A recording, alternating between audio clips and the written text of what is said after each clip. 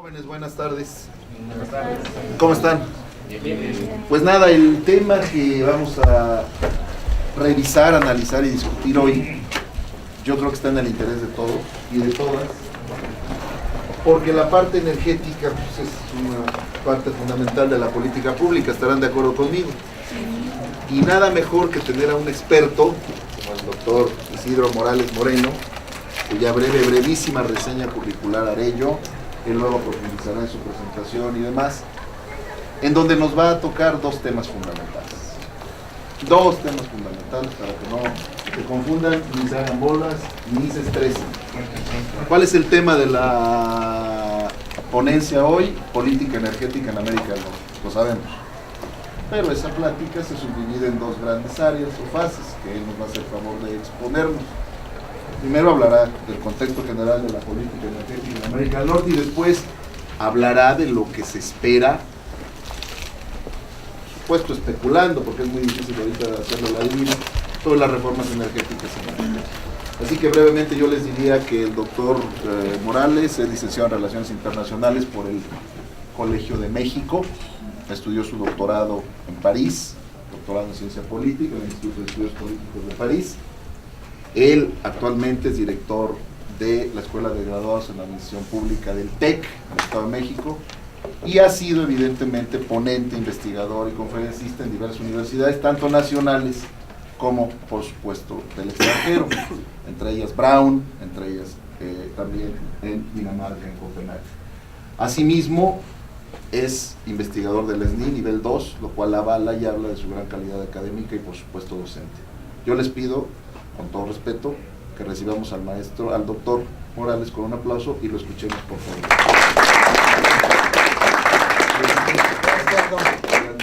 Gracias, Gerardo, y gracias, Daniel. Daniel fue mi alumno en la maestría, hablaba yo justamente con Gerardo, la maestría sobre América del Norte, ¿verdad?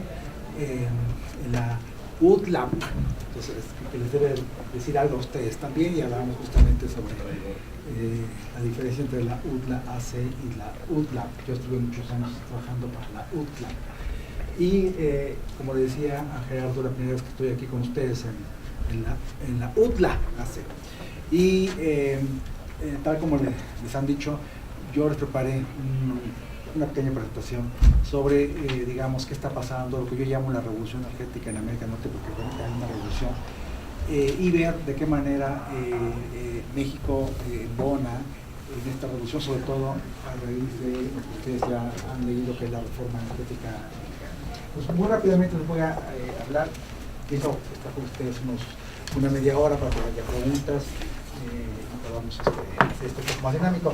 Creo que lo importante de lo que está pasando en América del Norte es que hay, en los últimos 10, 15 años hubo una redefinición de las reservas en América del Norte. Aquí, lo que estoy poniendo aquí en tierra, como pueden ver muy bien, en la parte de petróleo, vean cómo Canadá, brincó de repente a fines de los 90 a tener un monto de reservas casi similar al de Arabia Saudita. Fíjense lo que estoy diciendo, y vean cómo Venezuela también ya a mediados de la década pasada también prácticamente duplicó sus reservas.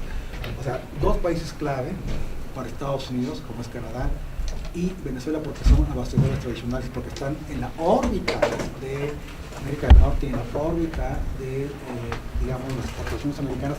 De repente duplican o triplican su stock. Ustedes van a decir, ¿cómo puede ser posible?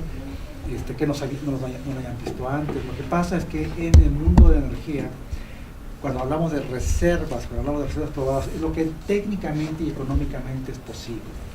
Entonces, como los precios han aumentado, como ustedes saben muy bien, a partir justamente de principios del siglo, y además ha habido grandes innovaciones tecnológicas, sobre todo en la manera de producir lo que se llama comúnmente combustibles o petróleo no convencional. En el caso de Canadá, el petróleo no convencional sigue siendo crudo, pero es lo que llaman bitumen, que es prácticamente un crudo de mina, o ya sea que hay que extraerlo como cualquier mineral, o incluso hay que, digamos, perforar y después prácticamente hacerlo líquido. Ustedes podrán imaginar, no es lo mismo sacar petróleo de Cantarell, aquí en Campeche, o de Arabia Saudita, que es el petróleo convencional y barato, porque uno perfore, pues sale con la misma presión natural del gas, sale líquido y ahora sale prácticamente con pocos metales, ¿no? Lo que llaman los globos ligeros, en fin, todo este tipo de cosas. En el caso de Canadá y Venezuela son petróleos no convencionales, son petróleos con muchos metales, con mucho azufre y además muy viscoso o prácticamente hecho piedra. Pero las condiciones tecnológicas de fines del siglo pasado, de este siglo, y los precios en los que el mercado ha evolucionado han hecho posible que esas reservas sean rentables en este momento. Queda claro por qué de la noche a la mañana pudieron prácticamente duplicar sus reservas y cambiaron geopolíticamente el mapa de reservas, porque tradicionalmente todos sabemos que el grueso de reservas está en el Medio Oriente, siguen estando en el Medio Oriente, sobre todo las reservas convencionales, pero toda esta mutación tecnológica que no frena, que sigue, porque voy a hablar sobre esto, también está haciendo que haya una redistribución, digamos, de las cuencas geológicas fuera de las zonas típicamente, digamos, de riesgo o donde hay mayor sensibilidad política, como es el Medio Oriente. Bueno, en el caso del gas también ha habido algo similar. En el caso del gas también ha habido algo similar. Aquí les voy a presentar los mapas, últimos mapas que el Departamento de Energía de Estados Unidos ha presentado en materia de shale gas. El gas convencional, pues es el gas que ustedes saben bien, que todos conocen, que perfora el gas. El shale gas es un gas que está, digamos, atrapado en cuencas geológicas, en piedras, que llaman lutita en español, y que con la innovación que hubo, la manera de fracturar esas rocas, han hecho posible que puedan liberar gas como si fuera el gas convencional, solo que es más caro ese tipo de gas, por el tipo de perforación que tiene que hacer. Normalmente se hace con agua, y en esa agua se pone una serie de químicos, incluso arena, se tiene que inyectar para fracturar, y después esa agua ya no sirve, se tiene que recuperar, toda esa agua se tiene que recuperar y después se tiene que tratar, porque obviamente es agua ya contaminada, y se tiene que poner en depósitos especiales o limpiar. Entonces, vean cómo eso es parte del costo de producción de lo que vamos a llamar el gas de lutita o el gas no convencional. Bueno, esto también fue posible por los precios altos y porque ya se sabía que había gas atrapado en piedras, ya se sabía que también había petróleo atrapado en piedras, se llama petróleo de lutitas. Algunos geólogos, yo no soy geólogo, han diferenciado entre el gas y el petróleo que viene de las lutitas y el gas que viene, el petróleo que viene de piedras poco permeables. Ustedes han leído, eso le llaman el tight oil o tight gas, ¿no? Suena como un gas apretado o un petróleo apretado, pero no es la traducción. Se dice que es un gas de cuencas poco permeables, tanto petróleo y gas.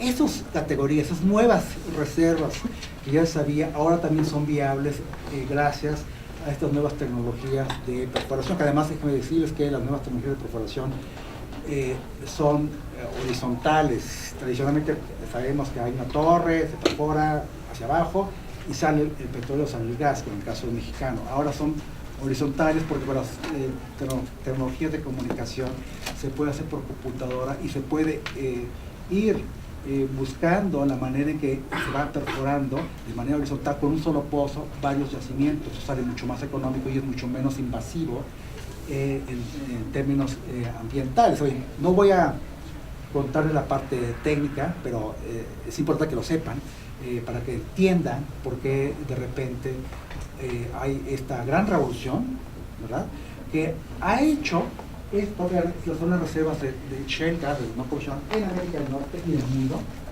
Vean cómo América del Norte queda como un gran potencial. Aquí está más en detalle las diferentes cuencas. Pueden ver, por ejemplo, que la famosa cuenca de Henry Ford, famosa porque ustedes han oído hablar, la que está en Texas, es la mismísima que se va hacia Sabinas y hacia la cuenca de Burgos, porque lo único que separa es una frontera, que como todos sabemos es una frontera política, pero no es una frontera ni geológica ni natural.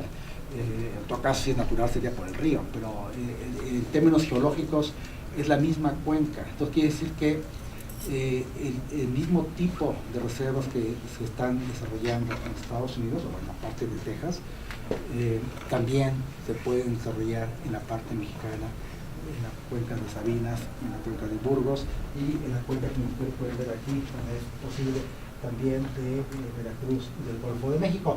Y aquí lo que estamos viendo es como las grandes potencias de gas no convencional, es en bloques América del Norte. Argentina tiene un potencial increíble de gas no convencional, Brasil parte de, pero vean Sudáfrica y vean China. China es la que tiene el número 1 de reservas de gas no convencional. Sin embargo, es una economía que todavía en buena parte está siendo alimentada por carbón mineral. Los chinos la pueden desarrollar, pero el problema aquí es la tecnología. Tecnología no solamente en términos de, digamos, los instrumentos que hay que usar, el tipo de perforación, es tecnología, sino la manera de hacer, lo que en inglés es como know-how, que viene del francés, que es savoir-faire, o sea, de saber hacer las cosas. Por ejemplo, esto es tecnología, este salón es tecnología, porque está diseñado de manera muy tradicional, obviamente, porque los nuevos salones ya no son así. El salón del XXI, todavía es del siglo XVIII, pero está moderno, en el sentido de que lo que quieres nuevo, tiene el PowerPoint, pero está diseñado para que yo hable y me vean, y ustedes me escuchen y oigan, ¿no? Ustedes sean pasivos y yo sea activo. Es la forma tradicional de hacer una exposición, ¿no? Pero está diseñado. O sea, hay una tecnología detrás, que tiene una pedagogía detrás, que tiene toda una serie de, una arquitectura detrás, para ver cómo se transmite un conocimiento. De tal manera que la manera tradicional de transmitir el conocimiento es que alguien se pone aquí, puede ser quien sea, ¿no? Y hace un performance, y ustedes tienen que escuchar, tomar nota. Ustedes también hacen el performance, están escuchando, ¿verdad? Si no están leyendo su email, y después viene el ritual de las preguntas, y también es otro performance, así, ¿no? Ahora saben muy bien que los salones nuevos ya no son así, porque cada quien está con su computadora. Yo tendría que estarles diciendo, vengan, entren a la página tal para ver esto, y ustedes entran a la otra página para ver lo que está pasando en México, y vamos a ver cómo en 10 minutos que hayan visto hacemos una discusión y vemos qué está pasando, ¿no? O saquen sus celulares, ¿no? O donde sea, lo que tengan, ¿no? Y vayan viendo lo que está pasando para que hagamos una discusión. Y yo soy un facilitador, ya no soy el que expone, ¿no? Ya se rompe el teatro, porque es un anfiteatro, se rompe y todos estamos interactuando. Pero bueno, para decir que es tecnología, ¿no? Son formas organizativas.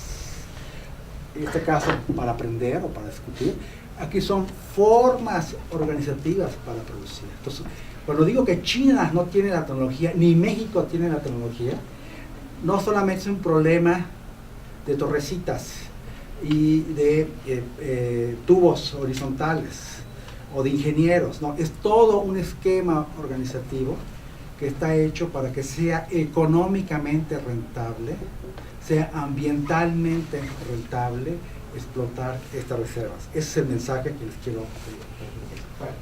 Ok, ahora, ¿qué consecuencias tiene para América del Norte?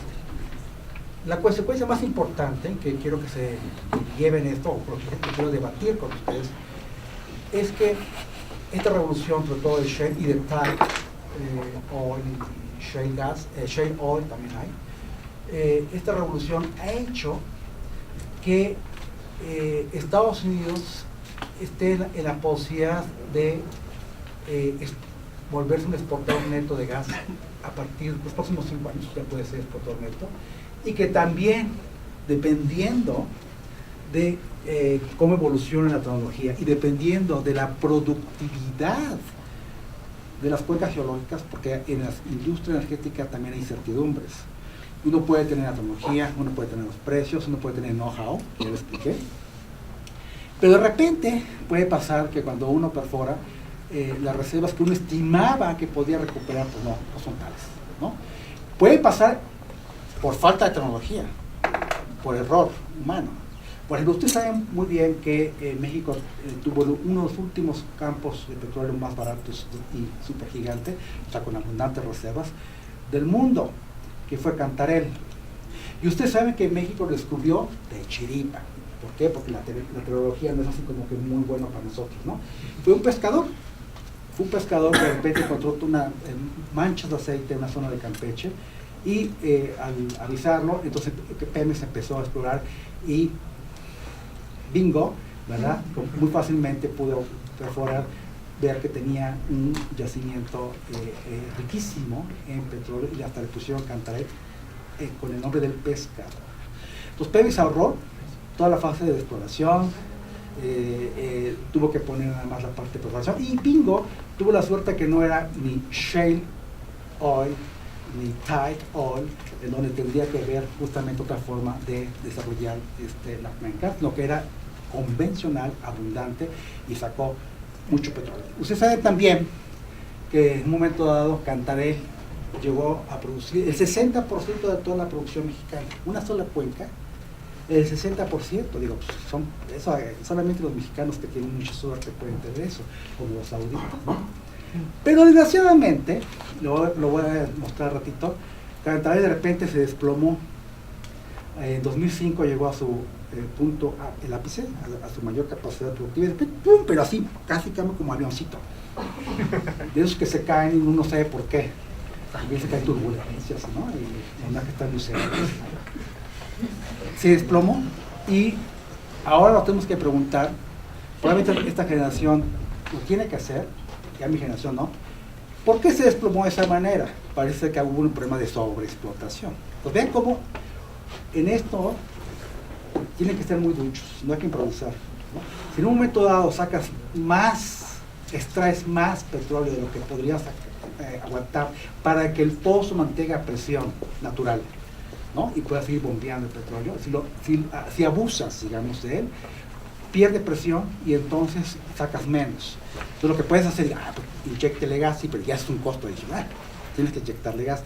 Y ahora lo que están haciendo justamente, a Cantarell están inyectando gas para que mantenga la presión mínima para que pueda seguir bombeando naturalmente el petróleo. Pero parece ser que en Cantarell tuvimos un problema de sobreexplotación, y por eso es que se los ha desplomado. Entonces, ¿por qué les digo todo esto? Porque vean cómo es muy importante la parte tecnológica, es muy importante manejarse con criterios técnicos y de mercado, de eficiencia, de optimización, vamos a decirle, de renta petrolera. Es decir, de renta petrolera, ¿qué entiendo por renta petrolera? Los pongo aquí en la mesa porque lo vamos a trabajar un ratito.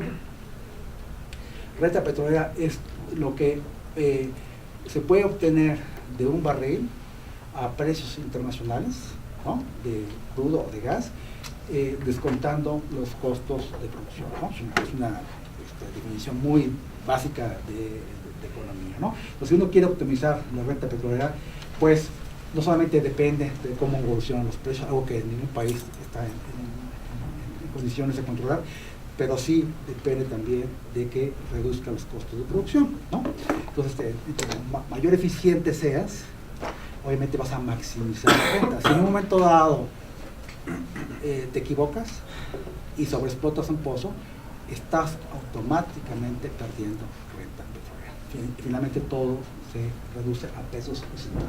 Entonces, una consecuencia muy importante para América del Norte es que esta revolución tecnológica, esta revolución organizativa, que tiene que ver con laboratorios, no tengo tiempo para explicarlo, que tiene que ver con una política también de apoyos por parte del gobierno americano. El gobierno americano, entonces, muy bien, en Estados Unidos la industria petrolera es totalmente privada, o en su mayoría es privada. Hay tierras federales, obviamente, hay tierras reservadas, pero en general es una industria privada, pero altamente regulada. O sea, no se puede hacer cualquier cosa. Regulada por cuestiones ambientales, regulada en términos de precios también, para venta interna, regulada en términos técnicos de investigación, y también está apoyada, también hay subsidios por parte de tanto el gobierno federal como los gobiernos locales. No voy a entrar a esa complejidad que es la industria energética en Estados Unidos, pero lo que quiero decir es que con esa forma organizativa que ellos tienen, han podido justamente desbloquear sus reservas, y Estados Unidos está en condiciones de llegar a ser exportador neto de gas. Y fíjense, podrían, pero todo depende de las variables geológicas que yo les dije, ¿no? Si la productividad es menos de los pozos, podrían en un momento dado incluso ser casi autosuficientes en materia de combustibles líquidos, o sea, básicamente petróleo líquido. Digo combustibles líquidos, y los americanos dicen combustibles líquidos, porque sucede que en Estados Unidos ya no todo lo que se importa es petróleo. También hay biocombustibles, como ustedes ya saben. Los biocombustibles son combustibles líquidos, pero que no vienen, algunos no vienen del petróleo.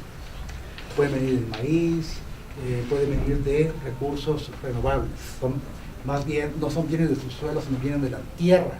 Los Estados Unidos ya está diferenciando justamente entre, para hablar de manera genérica, habla de combustibles líquidos y ya no habla solamente de importaciones de petrolíferos. Eso, digamos que el gran impacto de la Revolución Americana. Miren, aquí les voy a mostrar las últimas proyecciones, las más recientes del Departamento de Energía, de cómo va a evolucionar la oferta interna en los Estados Unidos, tanto de crudo como de gas. Y vean, aquí hay una burbuja que se abre, 2014. Para 2017-2018 Estados Unidos va a rebasar su producción histórica de los 90, va a llegar a 7.5 millones de barriles. Estados Unidos históricamente ha llegado a producir hasta 10 millones de barriles, llegó a ser el productor más importante del mundo, no tardó. Pero ahora va a volver a recuperar, vean, pudo haber caído tanto la producción interna, vean, la recupera, y si no hay, eso estaba tomando una fotografía de las condiciones actuales. Si no cambian las condiciones actuales, es decir, si la tecnología no sigue cambiando, mutando, y si los yacimientos no se muestran más productivos, Estados Unidos empezaría de nuevo a declinar su producción. Aquí sobre todo es de tight oil, ¿no? Pues aquí está tight oil, ¿no? El petróleo fresa, porque es un petróleo apretado. Vean cómo empieza a bajar, pero no se desploma. Ahora, puede pasar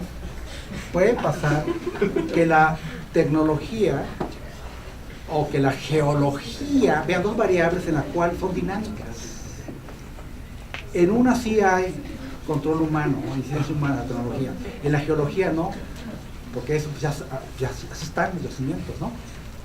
Puede ser que la tecnología y la geología combinadas aumente todavía la oferta americana. Vamos a ver un escenario así, y entonces estamos hablando de otro escenario en donde Estados Unidos prácticamente dejaría de importar. Pero en el caso de el gas shale, el gas fresa, ¿no? Vean cómo aquí sí es abundante, ¿no? Ahí sí Estados Unidos ya prácticamente en las condiciones actuales va a desarrollar esa producción, o tiene la capacidad, y evidentemente va a reducir sus importaciones. Básicamente vienen de Canadá. México pretendió ser un exportador de gas. Ustedes están muy jóvenes para saberlo, pero en los 80s, y a la mera hora resultó ser una llamarada nada más, aunque sigue quemando gas en México. ¿Saben que México está importando gas a Estados Unidos? Está importando gas del Medio Oriente por barco, y estamos quemando gas. ¿Por qué? Por falta de tecnología, no solamente de tubitos y ductos que no podemos saltar, sino porque no estamos organizados de tal manera para explotarlos de manera óptima. Famoso know-how que les acabo yo de decir, y que eso se desarrolla, es algo más organizativo, tiene que haber variables económicas, sociales, culturales, históricas, ¿no? Para que uno lo pueda desarrollar. Bueno, entonces vean, así está la situación, y esto hace ver, primera consecuencia importante, es que los precios del gas, que en un momento, yo sé, ustedes son estudiantes de REI, que esas, las gráficas dicen, ay Dios mío, ya entramos en problemas. Pero no tengan miedo a las gráficas. Yo di mucho tiempo estudiante de Rey y siempre cuando ponía las gráficas decía, no tiene que tomarse un Prozac tampoco, ¿no? Relájese un poquito y entiendan un poco, porque ustedes como internacionalistas tienen que saber leer de todo. Yo siempre he dicho, desde mis estudiantes, en la UDLA, que RI no es una carrera light, como mucha gente quiere decir. Lo digo porque yo soy de RI, tengo todo el derecho a decirlo. No es una carrera light, al contrario, es una carrera muy sofisticada. Si ustedes son buenos internacionalistas, tienen que saber prácticamente de todo, pero tienen que saberlo acomodar de tal manera que construyan un discurso único, un nichito, ¿no? Una mirada con implicaciones obviamente internacionales, geopolíticas, económicas, como ustedes lo quieran ver, geoculturales, pero a partir de datos duros. Entonces tienen que aprender ustedes también a leer los datos duros. Esta gráfica que está mostrando es ¿qué? Es un cociente que nada más divide el precio del petróleo por el precio del gas, lo que muestra que en los 90, tanto bueno, es 1, con el cociente es 1, quiere decir que el precio del petróleo aumenta igual que el precio del gas en poder calorífico equivalente. En poder calorífico equivalente. No lo miden en barriles versus pies cúbicos, porque ahí son peras con manzanas. ¿Cómo mido yo la energía en poder calorífico equivalente por BTU? Que son las unidades británicas térmicas, y que te equivale calor con calor. ¿Cuánto te produce una unidad de petróleo por una unidad de gas? ¿No? Entonces ahí las igualas y las pones en precio, y aquí el precio del gas y el precio del crudo a poder calorífico equivalente eran iguales, ¿no? Porque se sustituían. Y como a partir de la revolución del shale gas, el petróleo se vuelve más caro y el gas se hace más barato. Lo que quiere decir nada más, ¿no? Se hace más barato porque el primer impacto de esta revolución es que los precios del gas natural están teniendo ya precios desligados del crudo. Antes estaban ligados al crudo porque se sustituían fácilmente, ¿no?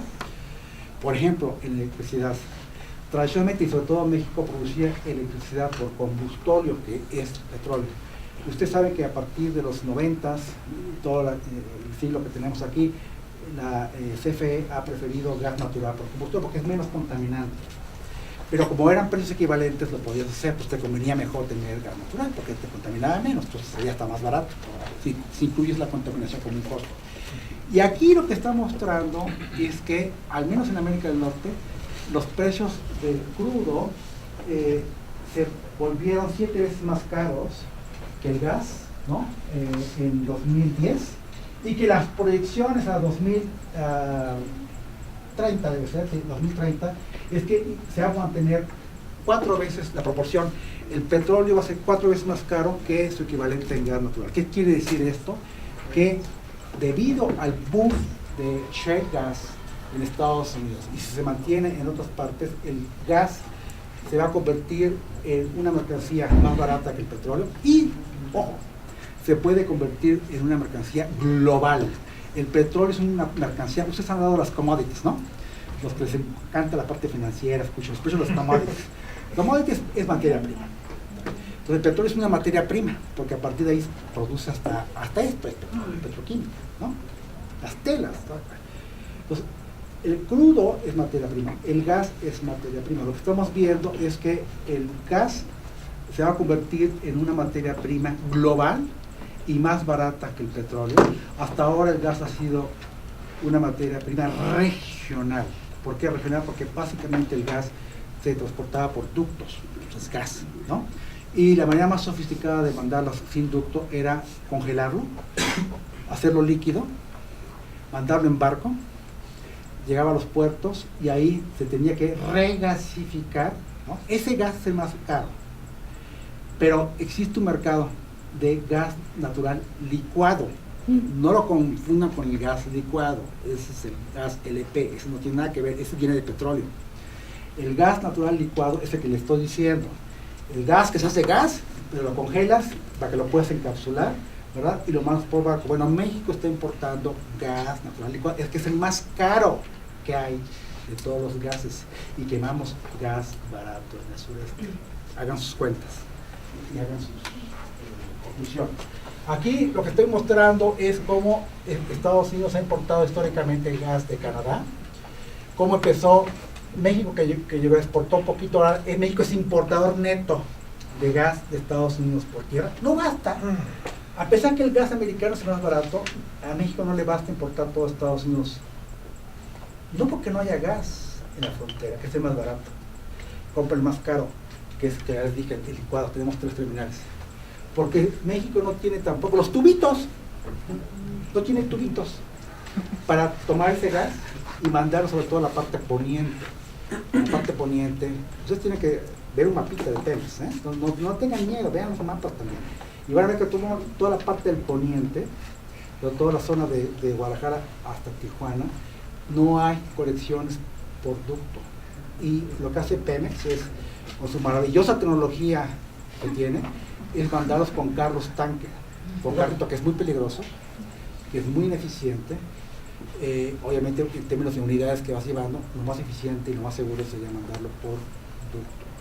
¿Por qué no se construyen ductos? Eso es una cosa que tenemos que después, no es ahorita en la discusión. El hecho es que, como nos faltan tubitos, tenemos que importarlo vía Manzanillo, Altamira o Ensenada del Medio Oriente o de países latinoamericanos. Bien, ya aquí ya se me acabó el tiempo, de hecho. Entonces, bueno, ya les dije básicamente lo que les quería decir sobre América del Norte. ¿Okay? Está claro que es una revolución. Está claro que explicaron sus reservas, también Canadá. Está claro que tienen un know-how, una serie de tecnologías para que en un momento dado, incluso los mismos Estados Unidos, pueda llegar a ser autosuficiente, algo que Estados Unidos nunca quiso. Estados Unidos ha visto toda su política energética como seguridad, eso sí. Pero para Estados Unidos la seguridad energética es reducir sus importaciones lo más que pueda, nunca suprimirlas, nunca pensó como aquí en México que tenemos que tener autosuficiencia, no. Reducirlas al mínimo y ese mínimo de importaciones que vengan de fuentes confiables. Eso fue la tirada geopolítica americana. Y lo que no es confiable, que venía del Medio Oriente, que es como un 10% ahorita, pues comprarlos, ¿no? O sea, llevarse bien con los sauditas, dividir ahí entre Irak e Irán, hacer equilibrio, lo que ustedes han estudiado en política del Medio Oriente. Imagino que ustedes han visto todas las variables geoestratégicas y la variable petróleo en la diplomacia del Medio Oriente de los Estados Unidos. Bueno, es lo que ha hecho y lo logró hacer relativamente bien, salvo cuando hubo el famoso choque petrolero de 73, después vino la famosa revolución iraní en 79, y después vino la invasión a Kuwait por parte de Irak, ¿no? Pero la salvó muy bien porque lo sacó y toda la cosa y los precios bajaron. Y la última es obviamente la invasión a Irak, ¿no? Para sacar a Hussein. Y en este momento trata de estabilizar la región, tiene problema con Irán, pero parece que ya se resolvió, ustedes lo han seguido, ¿verdad? Con la ayuda de los rusos, pero bueno, en fin. El hecho es que Estados Unidos tradicionalmente ha tratado de mantener una diplomacia petrolera en el Medio Oriente y estar bien con sus amigos. Sus amigos, ¿quiénes son? Canadá, México y Venezuela. Venezuela, que con la época de Chávez le solía sacar la lengua a los presidentes americanos, se mataban de la risa a los presidentes americanos, porque es que me saque la lengua, pero está obligado a venderme su petróleo, porque Venezuela tiene un petróleo no convencional, ya les dije que es muy viscoso, muy pesado, el Orinoco, y son pocas refinerías en el mundo que pueden procesar ese petróleo, y esas refinerías están básicamente en la costa del Golfo de Estados Unidos. Entonces, por más que Chávez hubiera despotricado con los americanos, Chávez tenía el hueso de producción a Estados Unidos.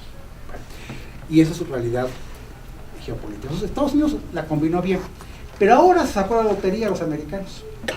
Con la revolución que les he hablado, pueden llegar a ser prácticamente autosuficientes. Y si no, al menos lo van a hacer simplemente con el petróleo que hay en Canadá, que va a ser residual. Ya dijimos que el gas no, que va a exportar. Y con lo poquito que pueda venir de México, si los mexicanos logran sacar un poquito más, ¿no? Entonces, prácticamente América del Norte se convirtió en una región autosuficiente y la pone, ustedes que son internacionalistas, pero son bien buenos, la pone en una posición envidiable en términos de poder, en términos de capacidad de negociación, en términos geoeconómicos frente a Europa, que va a seguir dependiendo del Medio Oriente en materia de combustibles líquidos. En materia de gas tienen a los rusos. Ustedes saben que hay una diplomacia gasera rusa que chantajea a los europeos cotidianamente, ¿no? Y frente a China y frente a Japón. Japón está ahorita en una situación muy, muy complicada, ¿no? Pero China, que es un país enorme con un gran potencial, finalmente está obligado a, porque no tiene la tecnología para desarrollar todo tan rápido, a importar petróleo, y por eso que hay una diplomacia. Ahora ellos ya están emulando a los americanos, tienen una diplomacia petrolera y gasera frente a incluso países como América del Sur.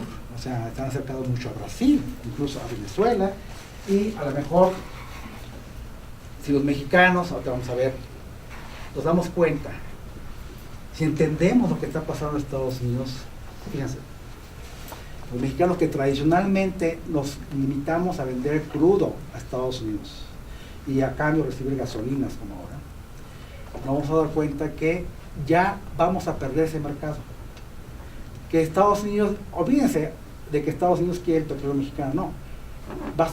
Canadá va a desplazar el petróleo mexicano porque Canadá tiene ductos hasta prácticamente el centro de Estados Unidos. Vean, Canadá está, los tubitos que no tenemos nosotros, los canadienses tienen unos tubotes enormes, largotes, bien largos.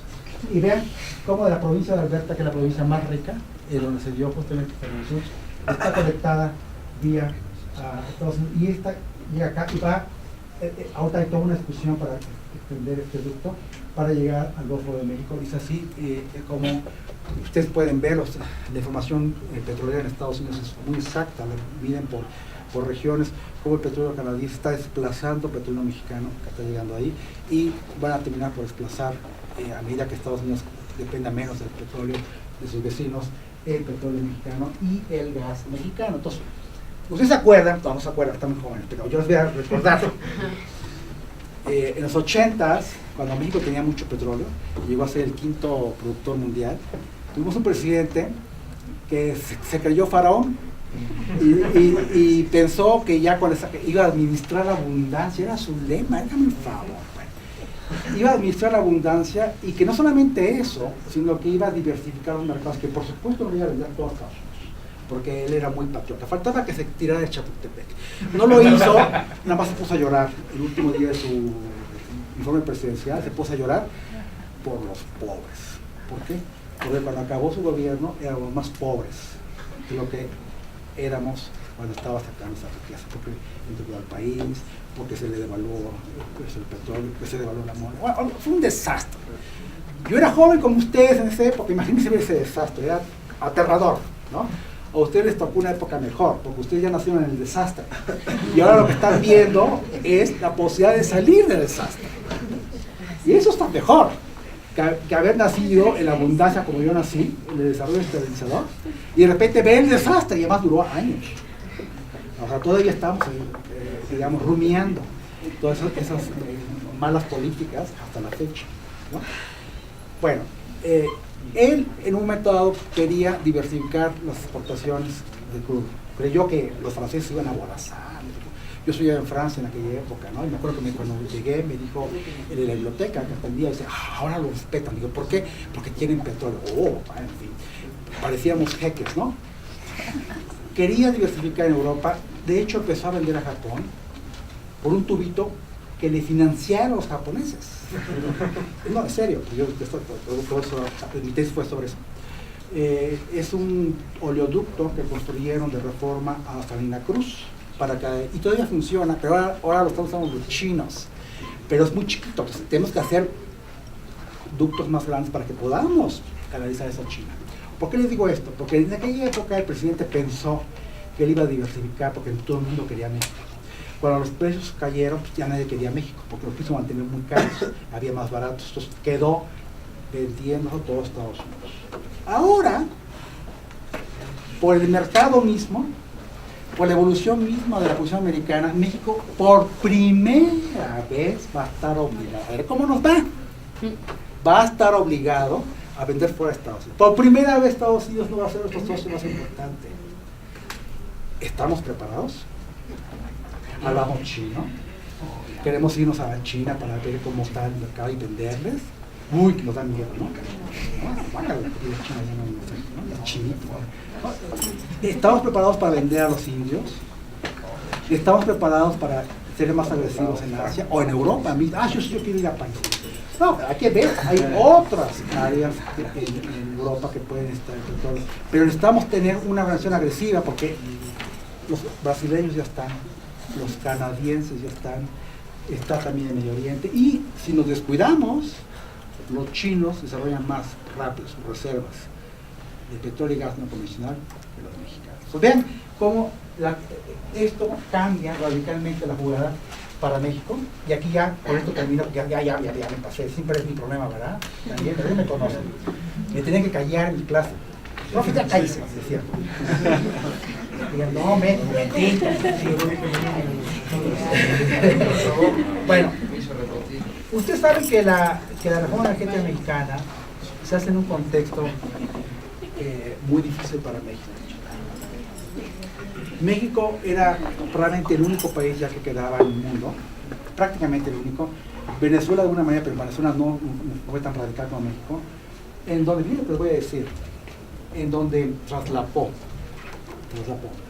un nacionalismo energético con un estatismo energético. ¿Cómo se comen esto? El nacionalismo energético tiene que ver con el artículo 17, que ustedes saben de memoria. Imagino que cuando estaban en la primaria lo aprendieron de memoria, lo repetían, lo citaban, ¿no? Ahora lo tuvieron que le voy a leer, ¿no? Para ver qué cambió, qué quitó, qué puso, qué no puso. Y ustedes saben que en el artículo 27 y hasta la fecha, en el nuevo artículo 27, todavía hasta la fecha,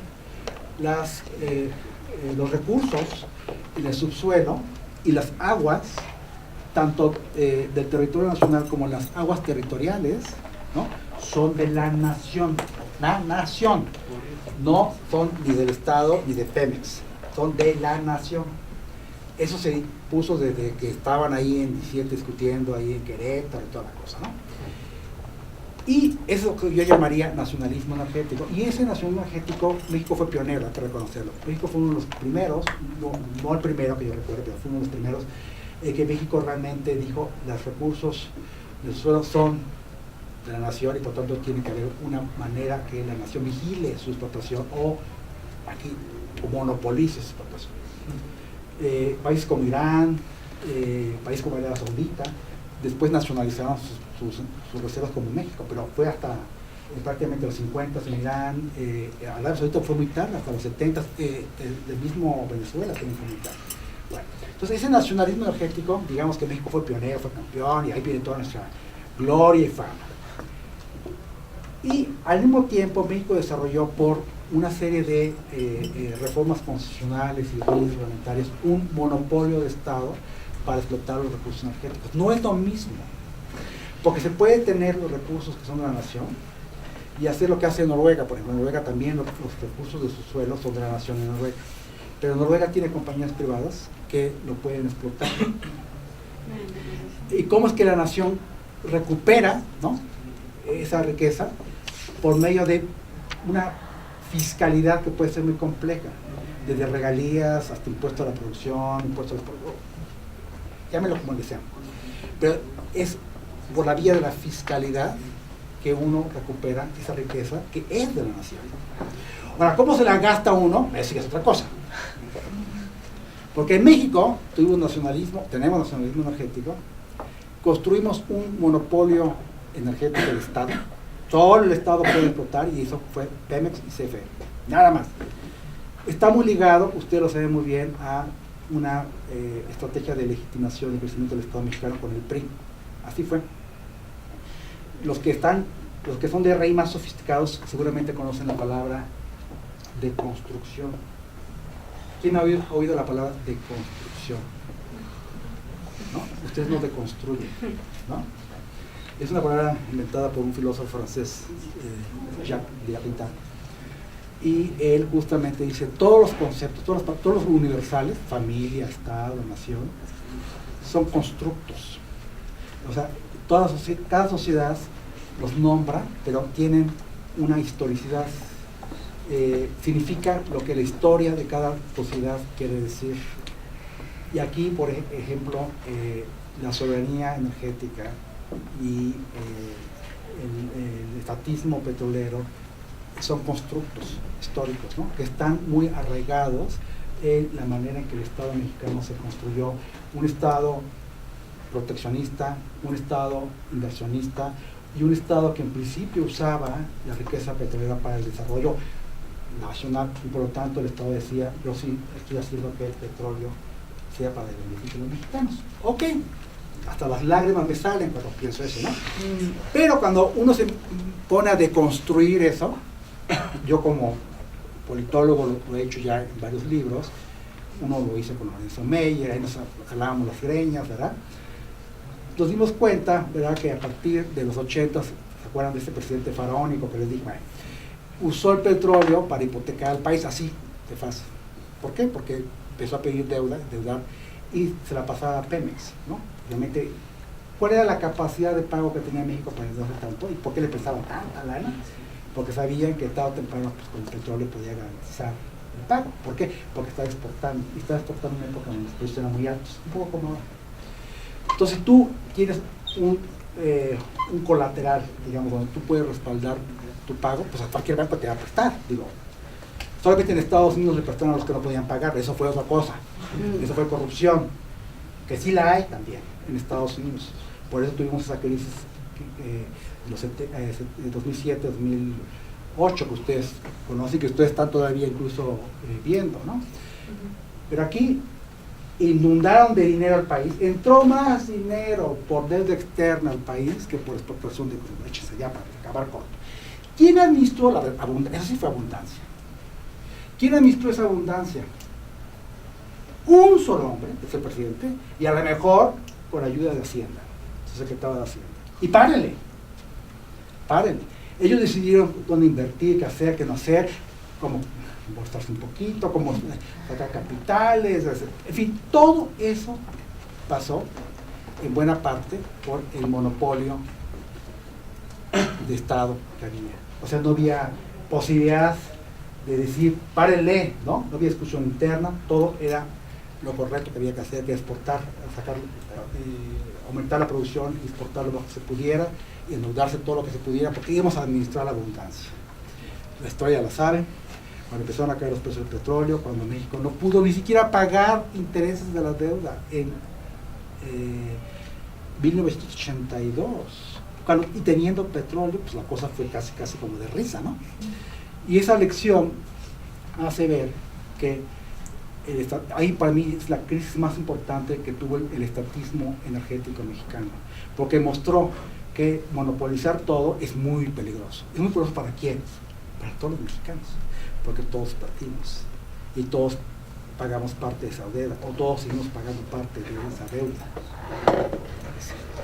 Después hubo intentos por reformar, como ustedes lo saben muy bien, con el TLC.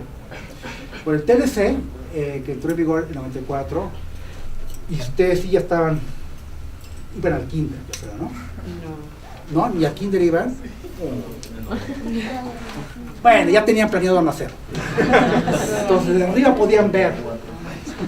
Con el TLC, México abrió toda su economía, o bueno, buena parte de su economía, y le dio un golpe al estatismo dirigista, del cual el monopolio petrolero es parte.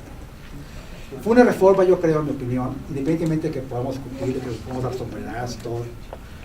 Fue una reforma de Estado. ¿Por qué de Estado? Porque abrir la economía y darle un golpe cañón al estatismo dirigista no fue un acto de gobierno, o sea que después que salía Salinas, el que venía, hiciera el PRI, pues ya lo cambiaba, ¿no? Como lo hizo tratado, y como lo hizo tratado internacional, México se vio obligado a cumplirlo. Incluso yo me atrevería a pensar que si López Obrador hubiera llegado a la presidencia, no sé cuándo, en una de tantas que tuvo, la última, con Calderón, que sí, estuvo a punto. Si hubiera llegado a la presidencia Calderón, y ve que, ¿te acuerdas? Perdón, López Obrador, y López Obrador dijo, voy a abrir el tratado y lo voy a renegociar. No lo hubiera podido hacer. ¿Por qué? Porque el costo hubiera sido muy alto. Eso es una reforma de Estado. Fíjese, es el ejemplo de cómo un país se cambia. Da la impresión como que el país, el Estado no se puede cambiar a sí mismo por lento, da la impresión, yo voy por eso.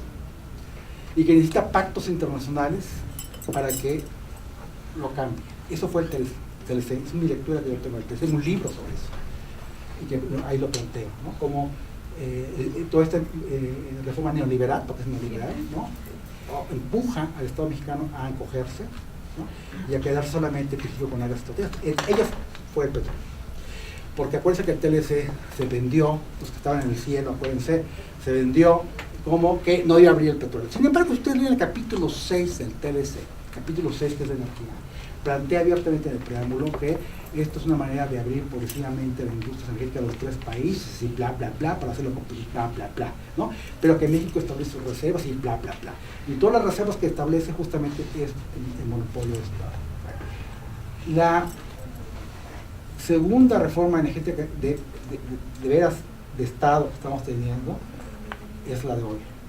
Yo diría que incluso la segunda reforma institucional del país después del TLC es esta. No soy priista, o sea, yo soy apartidista y Daniel me conoce.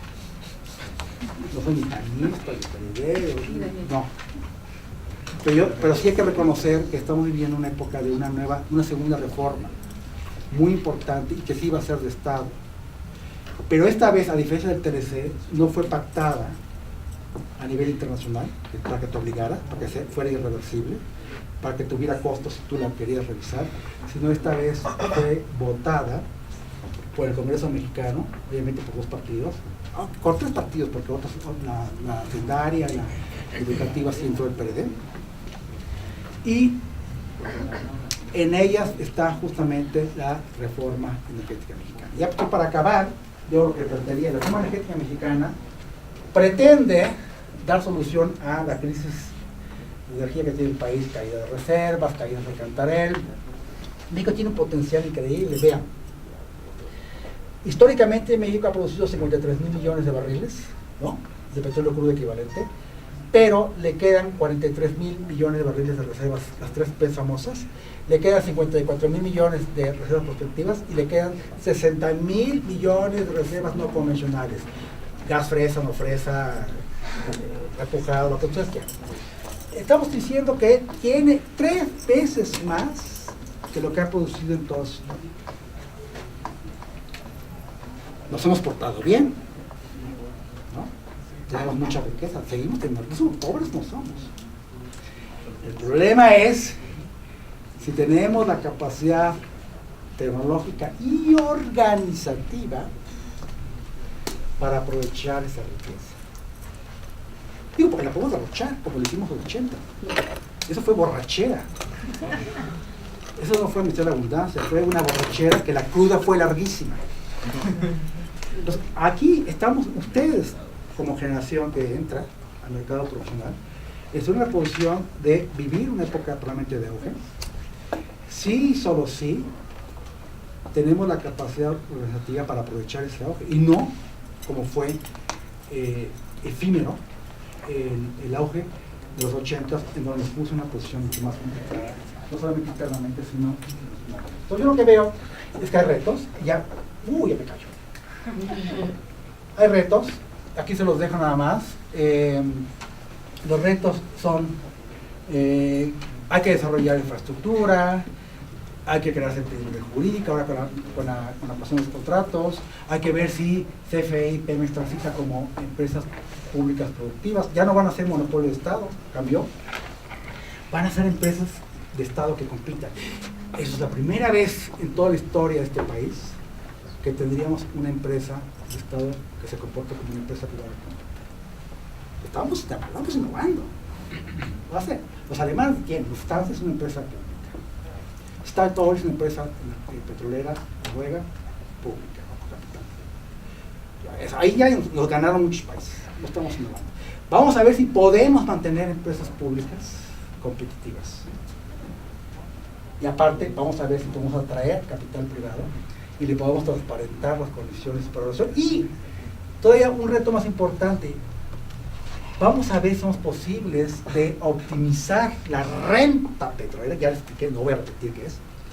Si podemos optimizar la renta petrolera por primera vez, porque se tiene que dar en la mente que el monopolio de Estado no solamente creó borracheras, creó derroches, despilfarró, nunca nos dijo cómo estaban gastando toda la riqueza que estaban sacando. No teníamos derecho a opinar, nada más teníamos derecho a ver, ¿no? Y algunos nos callaron, ¿no? Y ustedes saben que en la época de Fox, y por eso ustedes que son los privilegiados que estudian en la universidad, y que son los privilegiados que estudian una carrera que no es light, que es relaciones internacionales, deben saber que Fox creó un fondo petrolero, no es nuevo, pero un fondo de emergencia, era un fondo de estabilización. ¿Qué significa eso? Creó ese fondo cuando los precios empezaron a subir. ¡Bravo! Por primera vez México tenía un fondo cuando los precios empezaron a subir. Cuando subieron los 80, ¡pum!, te lo gastaron. Y dijo, ese fondo se va a alimentar cuando el precio del petróleo suba por encima de lo que el Congreso calcula para el presupuesto. Usted sabe que cada año el presupuesto vota con el presupuesto de egresos y tiene que estimar cuánto va a entrar por petróleo, porque son por cada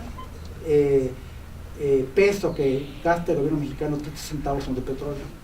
Un tercio, que los ingresos son todavía de petróleo. Cuando son por arriba del precio presupuestado, que fue con Fox la mayoría de las veces, ese dinero extra, porque no lo calculamos, ese dinero adicional que ganamos, ¿no?, se va a hacer fondo de compensación y se va a usar solamente cuando el petróleo caiga, porque puede caer y podría caer muy pronto. Porque así usamos esos recursos para equilibrar finanzas, lo que quieran. Bueno, ustedes saben que ese fondo nunca se transparentó, y yo que meto las narices donde no me importa, como investigador, tengo información y lo he confirmado, que parte de ese fondo se ha usado en gasto corriente por parte del gobierno, hasta incluso para pagar aumentos de salarios a los profesores, a los maestros. No estoy en contra que le aumenten el salario a los profesores, pero depende cómo financias ese aumento, ¿no? No, es un crimen. Hicieron un crimen. Se gastaron, digamos, el surplus que vino de energía para gasto actual y no lo dejaron para casos de contingencia, o ahora como lo quieren etiquetar. Ustedes ya lo leyeron, que tienen leído el decreto de la nueva reforma, donde incluso se etiqueta para las generaciones futuras. Tenemos que guardar parte de esa riqueza, como es un recurso que se agota, tendríamos que guardar parte de esa riqueza para las generaciones que todavía están en el cielo, como ustedes todos estuvieron en el cielo hace 10 años, bueno, hace 25 años. ¿Entienden? El principio de sustentabilidad. Es un principio de sustentabilidad que por primera vez en la historia de este país se introduce con el fondo petrolero, que esperemos que respete. Entonces, son otros de los grandes retos. Y lo dejo ahí, porque yo sé que hay más preguntas que respuestas. Muchas gracias.